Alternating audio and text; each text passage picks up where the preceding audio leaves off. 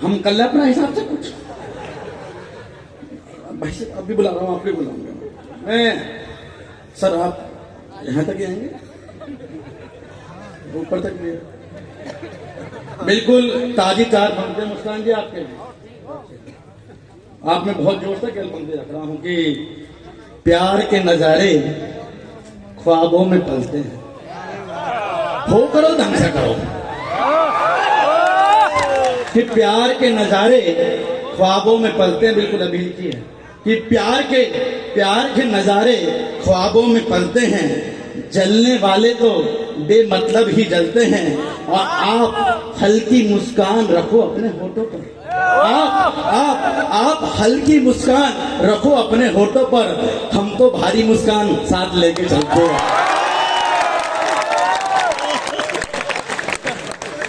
ये मुस्कान जी कह रहे हैं वो प्रेम प्रेम प्रेम प्रेम सब गलत बात है। बाबूजी बात ठीक है, आप खुश बहुत हुए, आपने किया भी होगा, जैसा भी हुआ हुआ। लेकिन मेरे प्रिय शिष्यों, मेरे विद्यार्थियों, जो भी कहा गया वो एक तरफा होता है। सच क्या है प्रिंसिपल साहब मैं बता रहा हूं, आप भी जानते ही हैं सब कुछ। आप तो देखते हैं क्या हो कि प्यार की सच्चाई क्या है, वो नहीं जो आप बता रहे हो। प्यार की सच्चाई वो है तो मैं बता रहा हूं कि नजरें मिली तो प्रेम गीत याद हो गए। ये प्यार होता है। पर प्यार क्या होता है कि नजरें, मैडम आप भी सुनिए, कि नजरें नजरें नजरें मिली तो प्रेम गीत। हमने कह दिया ना तुम लोग को कि नजरें मिली तो प्रेम गीत याद हो गए। चाहा उन्हें तो यूं लगा आबाद हो गए। पर चंद दिनों में हमको एहसास हो गया, खर्चा कराया इतने के बर्बाद हो गए। ये प्रेम है। लेकिन मैं यहाँ पर कोई कागज पाठ करने के लिए नहीं आया हूँ मैडम। मैं यहाँ पर उस व्यक्ति को बुलाने के लिए आया हूँ जिस व्यक्ति ने हमें बुलाया है। एक वो इस देश का लाडला कवि, जो उच्च कोटि के कवि हैं, जो उच्च कोटि के संचालक हैं। पूरे भारतवर्ष में ऐसा कोई टीवी चैनल नहीं है जिन पर उनकी दस्तक नहीं है। ऐसा पूरे देश में कोई मंच नहीं है जहां पर उन्होंने अपनी कविताओं से लोहा नहीं बनवाया। ये मैं नहीं कहता हूं, उनकी कविताएं बोलेगी। मुझे स्वामी जी एक बात याद आती है। एक हाथ ने एक पांव से प्रश्न पूछा, एक हाथ ने एक पांव से प्रश्न पूछा कि सब मुझको हाथ जोड़कर लेकिन खड़े होकर अभिवादन करते हैं, एक पांव तुम्हें क्यों लोग झुककर प्रणाम करते हैं। मैं उस शख्सियत की बात कर रहा हूं जो आदमी जमीन से जुड़ा हुआ है। तब पंक्ति कहता हूं कि हाथ ने कहा कि मुझे लोग खड़े होकर हाथ जोड़कर अभिवादन करते हैं, लेकिन पांव तुम्हें लोग झुककर प्रणाम करते हैं, ऐसी क्या खास बात है। तो पांव ने कहा साहब आप हाथ जोड़ते हो तो आप खड़े रहते हो, लेकिन जब आप पांव छूते हो तो आपको जमीन से जुड़ा रहना पड़ता है। एक जमीन से जुड़े रहने वाला वो कवि जो देश का बड़ा लाडला कवि है। मैंने अगर 4 सही पंक्तियों का चयन किया हो तो पूरा पंडाल एक एक हाथ खोलकर ताली बजा कर स्वागत करेगा कि हंसने का अगर मन हो हंसा दूं क्या। एक वो कवि जिनके तरकश में सारे तीर हैं, उन्होंने यहाँ पर हंसाकर दिखाया है। वो आपको यहाँ पर जगा के जाएंगे, आपके देश में ओज की भावना भी देकर जाएंगे। तब पंक्ति कह रहा हूं कि हंसने का अगर मन हो हंसा दूं क्या। हंसने का अगर मन हो हंसा दूं क्या। अगर मन हो तो गीतों से नचा दूं क्या। अगर मन हो तो गीतों से नचा दूं क्या। और कहो तो देश की माटी वतन की शान की खातिर तिरंगे से इस महफिल को सजा दूं क्या। जोरदार ताली बजाइए आप सौरभ। बहुत बहुत आभार प्रिय प्रतीक गुप्ता जी का। उन्होंने मुझे उठाया। ईश्वर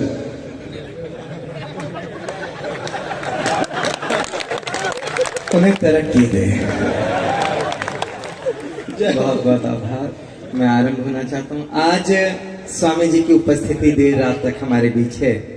आप विश्वास मानिएगा, हम लोग, मैंने पहले भी बोला कि हम लोग आदी हैं एसी थिएटर्स में, एसी जो बड़े सदन हैं वहां पर जाकर के काव्य पाठ करने के। वातानुकूल माहौल वहां पर होता है। सामने बैठे वाले बड़े बड़े सेठ हम लोगों को बैठ करके सुनते हैं और चले जाते हैं। आज हम लोग यहाँ पर क्यों हैं, मैं वो बात, कविता जी आप शुरू से बहुत अच्छे तरीके से सुन रही हैं। आदरणीय सर ने मुझे आपके विषय में पूरी जानकारी दी। मैं अपनी कविता आप तक पहुंचाऊंगा। आप सुनिएगा, थोड़ी देर बस आप लोग ध्यान दीजिए। मैं वो बात बताना चाहता हूँ कि हम लोग यहाँ पर क्यों हैं। मैंने कहीं एक छोटी सी कथा सुनी थी, आरंभ होना चाहता हूँ, मुझे मन देना। कहीं एक छोटी सी कथा सुनी थी कि दो मित्र एक निर्जन वन की तरफ जा रहे थे, पगडंडियों से गुजर रहे थे। थोड़ी दूर पहुंचे, बिल्कुल शांति थी, खामोशी थी उस पग पर। वो थोड़ी दूर पहुंचे तो पहले वाले दोस्त ने दूसरे से कहा कि भाई रुक, मुझे कुछ सुनाई दिया।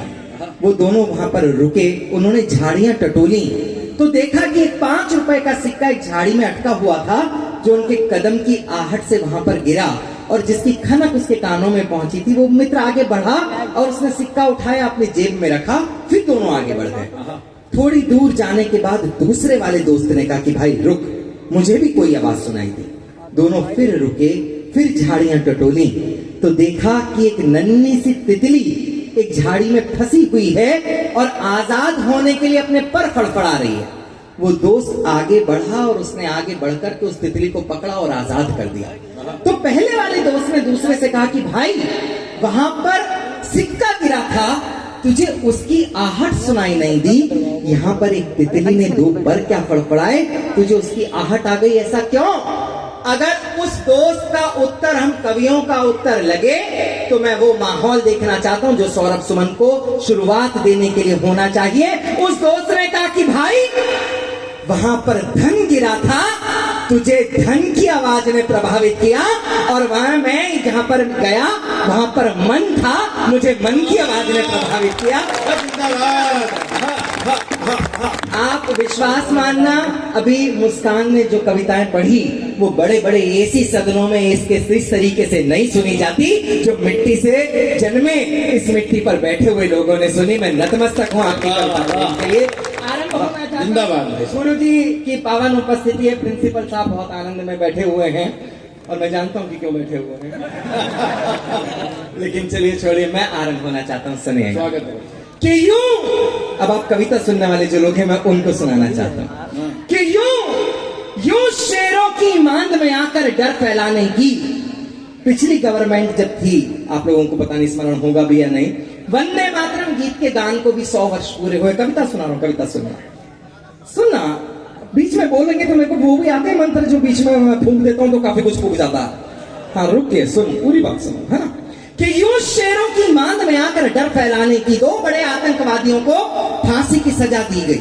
रातों रात उनकी फाइल सल्टा दी गई। सुबह डिस्प्ले होता है मैसेज, आज हम लोगों ने कसाब को लटका दिया, आज हम लोगों ने अफजल को लटका दिया। एक बड़े मंत्री मिले मुझे एक कार्यक्रम में, मैंने उनसे पूछा, मैंने कहा सर ये रात में आप लोग मामला निपटा देते हैं, हम लोगों को जानकारी नहीं दी जाती कि फला तारीख को इनकी मृत्यु होगी, इनको मृत्यु दंड फला तारीख को दिया जाएगा, ऐसा क्यों? तो उन्होंने कहा कि सौरभ, अगर हम लोग ये बात डिस्क्लोज कर देंगे कि फला तारीख को इनको मृत्यु दंड दिया जाएगा तो लोग विद्रोह करेंगे और हमारी सरकार ना गिर जाए, हमें इस बात का भय है। तब विश्वास मानना, अंतर मन उद्वेलित हुआ और ये लगा कि किसी दिन कोई मर्द आकर के बैठा तो वो क्या करेगा। इन 4 पंक्तियों से मैं बताता हूँ, वो मैंने परिवर्तन देखे। आप लोगों को वो परिवर्तन देखा हो तो जितने हाथ हैं सदन में वो तालियों में तब्दील हो जाना। कविता की पंक्तियां देता हूँ कि यूं शेरों की मांद में आकर डर फैलाने की, यूं शेरों की मांद में आकर डर फैलाने की, गीदड़ की औकात कहाँ थी आंख दिखाने की। कि यूं शेरों की मांद में आकर डर फैलाने की, गीदड़ की औकात कहाँ थी आंख दिखाने की। यदि अफजल को लाल किले पर हमने टांग दिया होता, किस कसाब में हिम्मत थी फिर भारत आने की। किस कसाब में हिम्मत थी, किस कसाब। अब कविता सुना रहा हूं तो ताली बजाओ, 2 हाथ बांध के नहीं बैठोगे, ताली बजाओ, हाँ ताली बजाओ। पंक्ति सुना रहे, देखिए मैं बीच में व्यवधान नहीं चाहता, आप व्यवधान कर रहे हैं। आपने कहा कि आप कवि कुल से हैं तो आपका नैतिक दायित्व बनता है कि जब कविता हो तो ताली बजाएं, वरना बीच में ना बोलें। मैं क्षमा चाहते हुए कहता हूँ, मुझे ताली मारी आनी चाहिए जोरदार जरा। स्वागत है भाई, पंक्तियां देता हूँ जी। स्वागत कि पकड़ पकड़ कर जेल में डालें किस नीति के अंतर्गत। 10 आतंकवादियों ने हमला किया साहब मुंबई के ऊपर, 9 को हमारी खाकी ने वहीं पर खाक में मिला दिया, लेकिन एक बचा था कसाब, और साहब दामाद की तरह उसको रखा गया। कितना कितना पैसा उसके ऊपर फूंका गया, शर्म आती है सोचकर। हिंदुस्तान के इतिहास में पहली बार ऐसा हुआ कि रात में 2:30 बजे हिंदुस्तान की अदालत के दरवाजे खोले गए, एक आतंकवादी को न्याय मिले, न्याय की प्रक्रिया पूरी हो। इसलिए हम दिल्ली के नजदीक रहते हैं। दिल्ली के मुख्यमंत्री जी खड़े हो गए, बोले इनकी फांसी रोक दीजिए, इनके भी परिवार हैं, इनकी फांसी रोक दीजिए, इनकी फांसी रोक दीजिए। अपनी खांसी तो रुक नहीं रही थी, उनकी फांसी रोक दें। तब कहीं विद्रोह जन्म लेता है और पंक्तियों में तब्दील होकर के आप लोगों तक याद करना चाहता सुनना कि पकड़ पकड़ कर जेल में डालें किस नीति के अंतर्गत, कि पकड़ पकड़ कर जेल में डालें किस नीति के अंतर्गत, हत्यारों की फांसी टालें किस नीति के अंतर्गत, कि हत्यारों की फांसी टालें किस नीति के अंतर्गत। भारत माँ का तन घायल है, जिनके पहने दांतों से उन कुत्तों को घर में पालें किस नीति के अंतर्गत। जिंदाबाद जिंदाबाद। अरे वाह वाह वाह। उन कुत्तों को घर में पालें किस नीति के अंतर्गत। और दोस्तों 4 पंक्तियां देता हूँ। जी। उत्तर प्रदेश से आता हूँ, उत्तर प्रदेश की धरती पर खड़ा होकर के कविता पढ़ता हूँ। मैंने कुछ परिवर्तन देखे। आदरणीय श्रद्धे मेरी आस्था के केंद्र इस सदन में बैठे हुए हैं, ये पंक्तियां आपके चरणों में रखता हूँ बाबूजी, सुनिएगा। 4 पंक्तियां देना चाहता हूं, आप लोगों तक बात पहुंचे। हम लोगों ने परिवर्तन देखे हैं साहब अपने उत्तर प्रदेश में। वो क्या परिवर्तन है वो मैं बोलता हूं। जब हम लोग मूवी टॉकीज में जाया करते थे, पिक्चर देखने जाते थे, तब शुरू में राष्ट्रगान बजा करता था, हम लोग उसके सम्मान में खड़े हो जाया करते थे। कुछ लोग वहां बैठ करके हमारी खिल्ली उड़ाते थे कि देखो राष्ट्रभक्त खड़े हो गए, देखो देशभक्त खड़े हो गए। हम कुछ कह नहीं पाते थे। लेकिन आज एक ऐसा मुख्यमंत्री बैठा हुआ है जो ये कहता है कि किसी के अंदर हिम्मत हो तो वो बदतमीजी करके दिखाए, मैं घर को ठीक करवा दूंगा, लेकिन माँ को सम्मान कैसे दिया जाता है ये आपको सिखा दूंगा। जिसके नाम से बुलडोजर प्रसिद्ध हो गया, मैं 4 पंक्तियां देता हूँ, अब पहुंचे। और मेरा दावा है कि जो लोग यहाँ पर कविता सुनने आए हुए हैं, उनके हाथ उठेंगे और तालियों के साथ वहां तक पहुंचेंगे जहां मैं पहुंचाना चाहता हूँ। पंक्तियां स्वागत है भाई साहब, स्वागत स्वागत। कि राष्ट्रभक्ति के पृष्ठों से तुम नाम भले हटवा देना।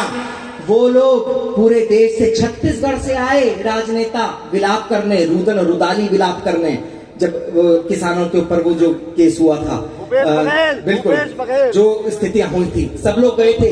उसी समय एक बड़ी घटना श्रीनगर में भी घटी थी, जहां पर हमारे अध्यापकों को, हिंदू अध्यापकों को देख देख करके, चयनित कर करके, उनके प्रमाण पत्र देख देख करके उनकी सीने में गोलियां उतारी गई थी। पूरे देश से कोई आंसू नहीं बहा। तब मुझे लगा कि इससे बड़ी समस्या पूरे देश में कोई नहीं है, और आप लोगों के सामने उस समस्या का समाधान सौरभ सुमन पढ़ता है। मुझे बताना कि मुझे क्या कविताएं पढ़नी चाहिए, ऐसी शक्ति, ऐसे भाव मुझे देना, ताकि हिंदुस्तान नहीं विश्व के किसी भी कोने में खड़ा होकर के सौरभ सुमन अपनी माटी की वंदना कर सके। पंक्तियां पढ़ता हूं, आप लोगों तक पहुंचे। कि राष्ट्रभक्ति के पृष्ठों से तुम नाम भले हटवा देना, राष्ट्रभक्ति के पृष्ठों से तुम नाम भले हटवा देना, मेरे जिस्म के टुकड़े चीलों कब्बों को बंटवा देना। मैं कहता हूं एक बार, कश्मीर भी दे दो योगी को, आतंकवाद यदि बचे तो मुझको इंचों में कटा देना। भारत माता की, भारत माता की, वंदे वंदे। बहुत बहुत जिंदाबाद जिंदाबाद। उससे बहुत बहुत बहुत मैं एक कविता, स्वागत है। मुझे आप विश्वास मानना, यहाँ पर मैंने बोला कि संत प्रवर बैठे हुए हैं, वो जो गंगा के किनारे आस्था को अर्जित करते हैं और अयोध्या में जाकर सरयू की नदी पर बैठ करके भगवान राम के मंदिर को चढ़ा देते हैं। ऐसे चिन्मय आनंद जी के सामने सौरभ सुमन खड़े होकर के एक कविता पहुंचाने की कोशिश करता है। सौरभ ने जो सर्वश्रेष्ठ लिखा वो आप तक पहुंचाता हूँ। बहुत ही आपको समर्पित करता हूँ, कविता सुने। स्वागत। बहुत सो चुके अब उठ जाओ, समय नहीं ये सोने का। क्या बात। हमारी आस्थाओं पर पिक्चर्स बनाई जाती हैं, हमारे इतिहास को तोड़ मरोड़ करके पेश किया जाता है। एक पिक्चर आई थी अशोका, आप लोगों ने भी देखी होगी। सम्राट अशोक को समझना है तो एक बार बुद्ध को पढ़ लो, आपको समझ में आ जाएगा कि आप किसकी बात कर रहे हो। पूरी रात नाचा गाया जाता है, और एक अर्धनग्न जो नारी होती है वो खड़े होकर के उसमें अभिनय करती है, और वो शाहरुख खान जिसको ये नहीं पता कि महाराज अशोक थे कौन, वो खड़ा होकर के कहता है कि मैं अभिनय करना चाहता हूं अशोक का। साहब सौरभ सुमन इस बात का विरोध करता है, और आप लोगों को ये विरोध सच्चा लगे तो मेरा साथ देना ताकि मैं पढ़ सकूं। मैं पंक्तियां देता हूं सुनना, मैं पंक्ति देता हूं सुनना कि बहुत सोच के अब उठ जाओ, समय नहीं ये सोने का। बहुत सोच के अब उठ जाओ, समय नहीं ये सोने का। अब तक खोया बहुत करो प्रण, अब कुछ भी ना खोने का। राम जन्मभूमि खोई थी, खोए ताजमहल हमने। राम जन्मभूमि खोई थी, खोए ताजमहल हमने। मुगलों के आतंक से खोए कितने राजमहल हमने। गोपाचल की हर प्रतिमा, गोपाचल की हर प्रतिमा जुल्मों की कथा सुनाती है। गोपाचल की हर प्रतिमा जुल्मों की कथा सुनाती है। किसने कैसे लूटा हमको चीख चीख दर्शाती है। चीख चीख दर्शाती है। पृथ्वीराज ने गौरी को 16 युद्धों में जीता था। विनोद तालियां बजाओ। मैंने तुम्हारी उन कविताओं पे बजाई थी जो मेरी समझ में भी नहीं आ रही थी। हमारा बहुत प्रिय कवि है विनोद, आज इसने कविता नहीं सुनाई, आज इसने ठहाकों को आप लोगों तक पहुंचाया। ये एक ऐसा चाट का पत्ता है जिसमें नींबू भी है, जिसमें नमक भी है और जिसमें कविता भी है। ऐसे पूरा जो ये कवि कुंभ आपके सामने है, मैं चाहता हूं उसके लिए एक बार प्रिंसिपल साहब के लिए आप लोग तालियां बजाएं। उन्होंने अथक प्रयासों से इन कवियों को यहाँ तक बुलाया है। पंक्तियां सुनना देता हूं कि पृथ्वीराज ने गौरी को 16 युद्धों में जीता था। मेरे पिताजी अतिरिक्त देशभक्त थे, डबल नेकर वाले, तो उनका एक सीरियल आया पृथ्वीराज चौहान। उन्होंने मुझसे कहा कि सौरभ से जरूर देखना, कंटेंट मिलेगा तुम्हें। साहब मैंने पहले एपिसोड से आखिरी एपिसोड तक देखा वो सीरियल, लेकिन पृथ्वीराज चौहान संयोगिता के दुपट्टे से बाहर नहीं निकले। वो देशभक्ति करते तो करते क्या, ये लोग जानते नहीं है कि किसके पात्र को फिल्मा रहे हैं। तब सौरभ विरोध करके पंक्ति लिखता है, कहने की हिम्मत करता है, आप लोगों तक पहुंचाता है कि पृथ्वीराज ने गौरी को 16 युद्धों में जीता था। अनवरत लड़े 40 युद्ध, वो बाजीराव सा चीता था। अनवरत लड़े 40 युद्ध, वो बाजीराव सा चीता था। उस बाजीराव को मस्तानी के इश्क में मरता दिखा दिया। पृथ्वीराज के शौर्य को प्रेम का पानी भरता दिखा दिया। वो महाराणा जिनके बारे में दिखा सके वो थोड़ा था। एक 40-50 किलोग्राम का आदमी खड़ा किया और हमसे कहा गया कि ये महाराणा प्रताप हैं। आपको नहीं पता महाराणा प्रताप कौन थे? तो आज भी उदयपुर चले जाओ, उदयपुर के महल में उनके वसन, उनका भाला रखा हुआ है। 210 किलोग्राम के वसन और भाला लेकर के जो शेर रणभूमि में उतरता हो, आप एक गधे को कहते हो कि हम इसे शेर मान ले, हमारे बस की बात सुनना। पृथ्वीराज के शौर्य को प्रेम का पानी भरता दिखा दिया। वो महाराणा जिनके बारे में दिखा सके वो थोड़ा था, कि वो महाराणा जिनके बारे में दिखा सके वो थोड़ा था। जिस भाव को छू पाए उससे कहीं ज्यादा उनका घोड़ा था। कहीं ज्यादा उनका घोड़ा था। हमको बतलाया जाता है अकबर महान इतिहासों में, आप लोगों ने भी पढ़ा होगा द ग्रेट अकबर, अकबर महान पाठ्यक्रम में था साहब हमारे, हमने भी पढ़ा, लेकिन क्या सत्य था वो आप लोगों को नहीं बताया गया। वो सौरभ सुमन कहने की हिम्मत करता है, उसको सुनने की हिम्मत आप लोग करना कि हमको बतलाया जाता है अकबर महान इतिहासों में, नहीं मिलता शाहजहां जैसा कोई प्रतिमान इतिहासों में। इतिहास में ये कहा गया कि अगर प्रेम की सबसे बड़ी कोई प्रतिमूर्ति हिंदुस्तान में है तो वो शाहजहां के द्वारा बनवाया गया वो ताजमहल है। चलो मैं मान लेता हूं कि ताजमहल आपने बनवाया नहीं था, बाबा के बस की नहीं था ताजमहल बनवाना, लेकिन हम मान लेते हैं कि आपने बनवाया। जिस प्रेम को आप प्रेम कहते हो साहब, मैं उसको प्रेम नहीं मान सकता। वो मुमताज किसी और की पत्नी पहले आपने उसके पति की हत्या की, उसे अपनी तीसरी बेगम बनाया, उसकी 14वीं डिलीवरी के दौरान उसकी मृत्यु हो गई और उससे पैदा हुई जो बेटी थी, क्योंकि उसकी शक्ल मुमताज से मिलती थी, तो आपने उसके साथ संबंध बनाए और आपके मौलवियों ने ये कहा कि जो पेड़ माली लगाता है उसको खाने का, उसके फल खाने का अधिकार उसे है। अगर आप इसे प्रेम कहते हैं तो मैं थूकता हूं ऐसे प्रेम के ऊपर, मुझे ये मैं सच कहने की हिम्मत करता हूं, उसको सुनना आप लोग, कि हमको बतलाया जाता है अकबर महान इतिहासों में, नहीं मिलता शाहजहां जैसा कोई प्रतिमान इतिहासों में, कि नहीं मिलता शाहजहां जैसा कोई प्रतिमान इतिहासों में। बेबस के पति का वध कर जबरन देह को जिसने लूटा था, वहशी नजरों से सिंदूरी कोई दामन ना छूटा था। यदि ये महान थे तो वो कौन थे जो असमत से खेले थे, कि यदि ये महान थे तो वो कौन थे जो असमत से खेले थे, जिनकी बर्बरता के कोड़े हमने पीठों पर झेले थे, के कोड़े हमने पीठों पर झेले थे, जिनकी बर्बरता के कोड़े हमने पीठों पर झेले थे। वो कौन थे जिनकी औलादें दीवार में जिंदा चुनवा दी। नहीं पढ़ाया जाता साहब, जो पढ़ाया जाना चाहिए। मैं नमन करता हूं स्वामी जी कि आपने कोई मंदिर की स्थापना नहीं की, हाँ आपने यहाँ पर मां सरस्वती का एक ऐसा प्रतिष्ठान बना दिया जहां से मेरे देश के बच्चे निकलेंगे असली चीज जान करके, असली साहित्य जान करके, असली इतिहास जान करके।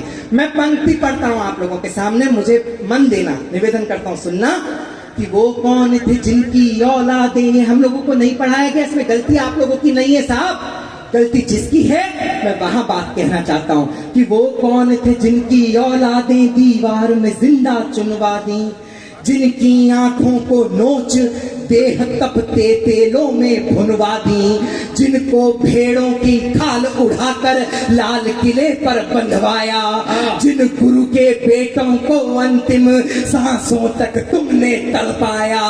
वो कौन थे जो हल्दी घाटी में दुर्ग की भांति अड़ते थे, कि वो कौन थे जो हल्दी घाटी में दुर्ग की भांति अड़ते थे, शीश भले कट जाए किंतु धड़ शत्रु से लड़ते थे। शत्रु से लड़ते थे, शीश भले कट जाए किंतु धड़ शत्रु से लड़ते थे। पढ़ना है बलिदान पढ़ो तुम जाकर हाड़ी रानी का। क्या बात है। कितने लोग हैं मेरे सामने जो हाड़ी रानी का इतिहास जानते हैं, एक बार हाथ उठा करके बताना। मैं खड़ा करके पूछ सकता हूं साहब, इतने बड़े सदन में 4 हाथ खड़े नहीं हुए। आप कवि हैं, आप सब जानते हैं।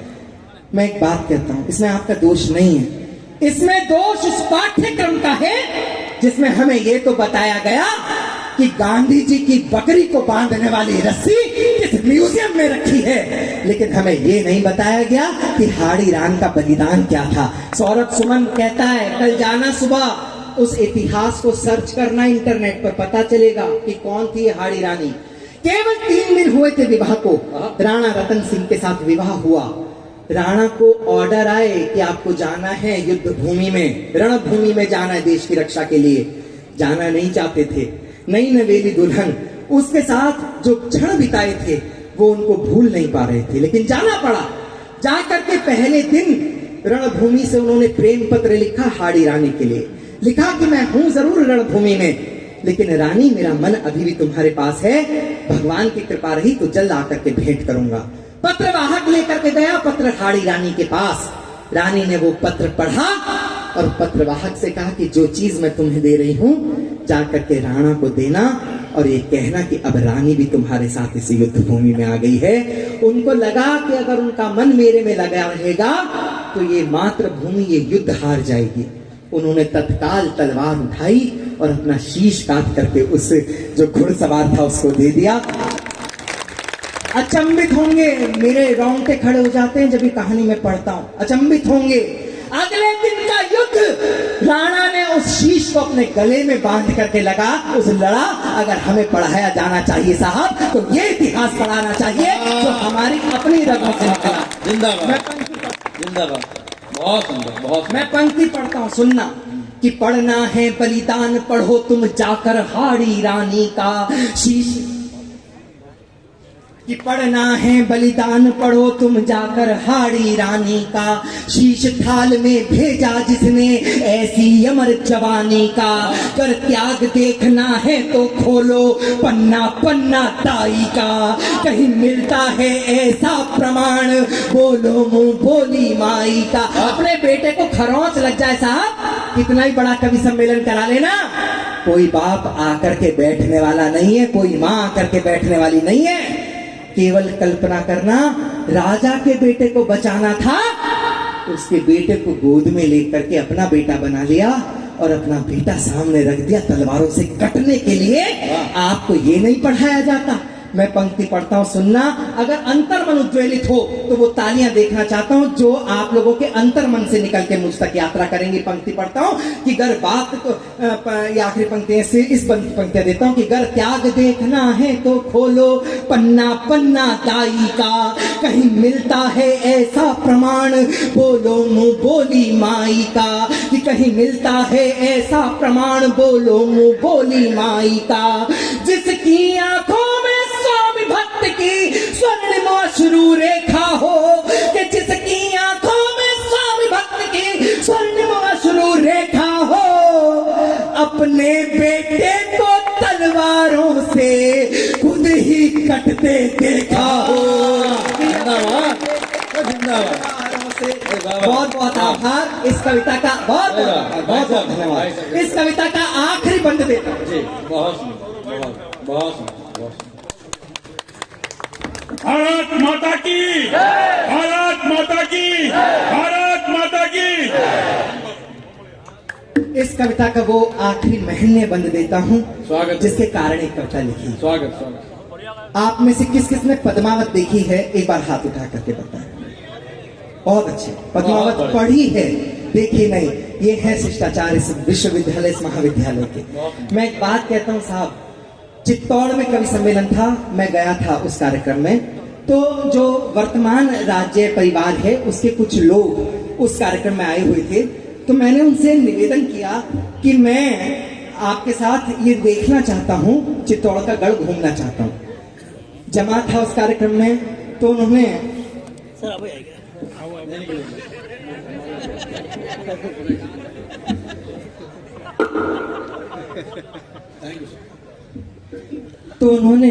ये भी संस्कार की बात है। उन्होंने मेरे को ये कहा कि हम आपको अपने साथ वो घुमाएंगे चित्तौड़ का गढ़। उनके परिवार वालों के साथ मैंने वो चीजें देखी जो आम आदमियों को नहीं दिखाई जाती। जब जौहर के स्थान पर पहुंचे, वहां उद्यान बन गया पूरा का पूरा। जब वहां पर पहुंचे तो उन्होंने कहा कि सौरभ जी, आज भी यहाँ पर ऐसा होता है कि अगर बरसात ज्यादा हो जाती है तो नीचे से हड्डियां ऊपर आ जाती हैं। केवल कल्पना करना, एक नहीं दो नहीं 16,000 रानियों ने अपने प्राणों की आहुति जहां दी हो, उससे बड़ा तीर्थ भी कोई तीर्थ हो सकता है क्या?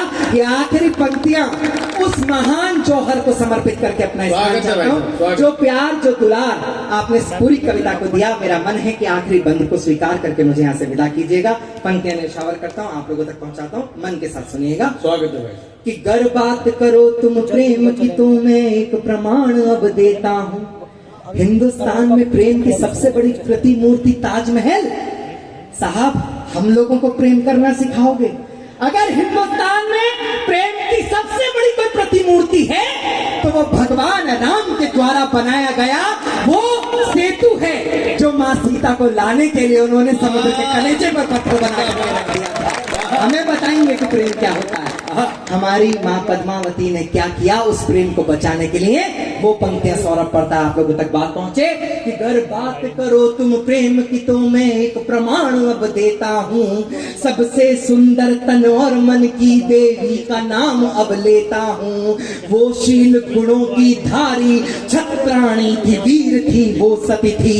सौंदर्य का तो संयुक्त रूप, सौंदर्य और चारित्र का तो संयुक्त रूप पद्मावती थी। खिलजी से युद्ध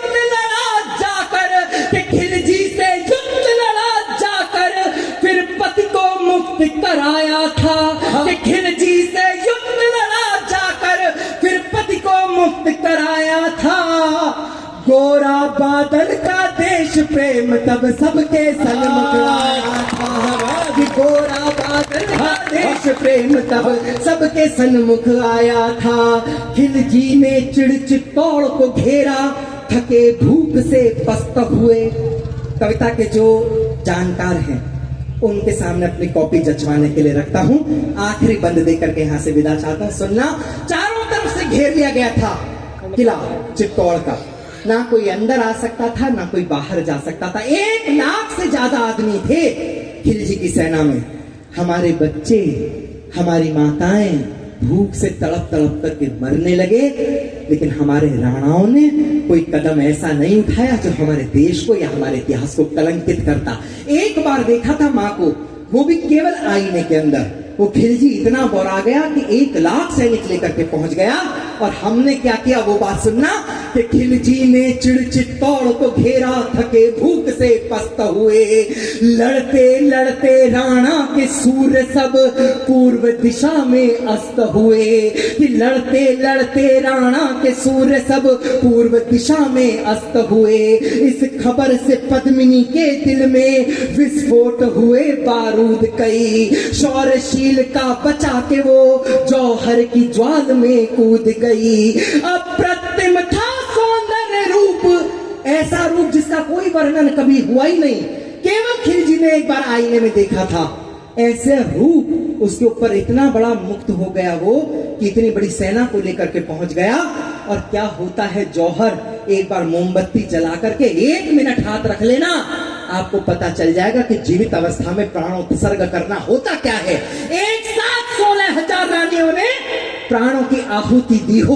उस असीम सौंदर्य के साथ माँ ने क्या किया वो आखिरी बंद देकर के, आखिरी पंक्तियां देकर के चाहता हूं कि शौर्यशील का बचा के वो जौहर की ज्वाल में कूद गई। अप्रतिम था सौंदर्य रूप, अप्रतिम था सौंदर्य रूप जो मोम की भांति गला दिया। अप्रतिम था सौंदर्य रूप जो मोम की भांति गला दिया। खिलजी के मुंह पे थूक के तन तपती लपटों में चला दिया।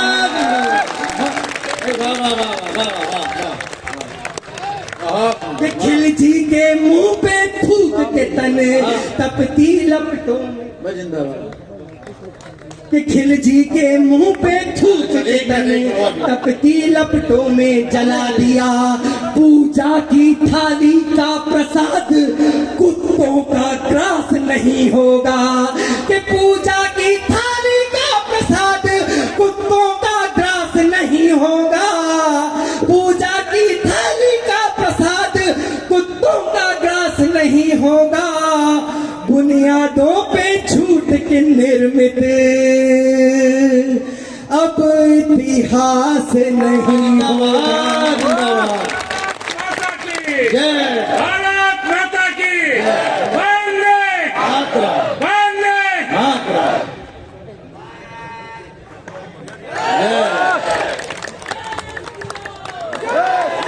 एक बार पूरा सदन हाथ उठा के ताली बजाए। भारत माता की, भारत माता की।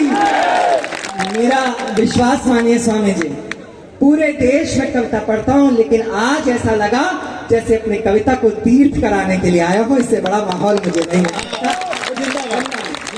आइए क्रम को आगे बढ़ाता हूँ। अच्छा, सुभाष कविता सुनने का मन है लोगों का, लेकिन मेरा गला ऐसा हो गया कि अगला कार्यक्रम मेरी स्मृति में ना हो जाए। आप सभी को वीडियो अच्छी लगी हो तो लाइक, कमेंट, शेयर और सब्सक्राइब करें।